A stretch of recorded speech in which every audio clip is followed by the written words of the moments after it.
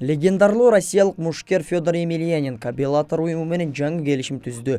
Бул тууралуу россиялык мушкер өзү Беллатордун Нью-Йоркто өткөн пресс-конференциясында кабарлады. Албетте жаңылык беделдүү деп эсептесек болот.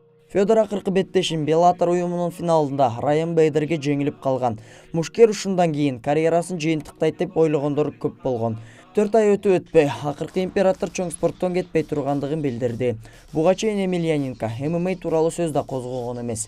Ал ММА боюнча Россия чемпионатында төмөнкүдөй пикирин билдирген болчу. Жаш өткөн сайын өзүнүкүн билдирип турат экен. Буга чейин алган жаракаттарын тынчымда алып баштады. Гран-приден кийин мага эс алганга убакыт беришти. Азыр ден соолугума кам көрүп жатам. Мага дагы убакыт керек. Азырынча келишимдин шарттары жана Федордун каршылаштары айтыла элек. Бирок аталган уюмдун башчысы Кокер, Федордун атаандашы Джош Барнетт же Мирко Кроко болот деген эле.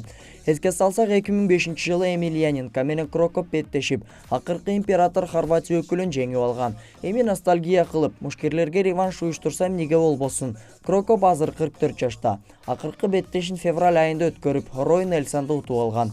Ал эми Джош Барнетт дагы Федор менен бир убакытта прайдта мушташып келген. Учурда Барнетт Беллатор промоушену менен апрелдин башында 1 жылдык келишим түздү.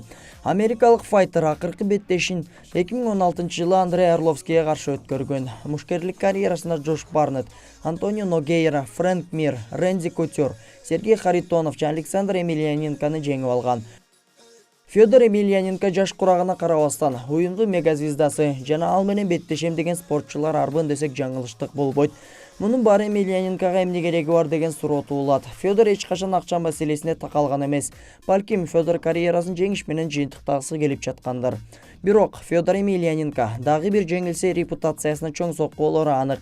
Райан Бейдерден жеңилген соң коомчулук тараптан терс пикирлер жай баштаган. Анткени менен россиялык мушкердин машыктыруучусу Питер Тайсе шакирти Бейдерге каршы 66%га гана даяр деп, тизесинен жана ийининен жаракаты бар деген.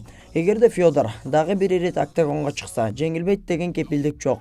Кантсе да мушкер өзүнүн тандоосун кылды. Эми кайрадан жеңилип калбаш үчүн жакшы даярдык көрүшү керек. Султан Мербеков, КТРК Спорт, Спорт Сереп.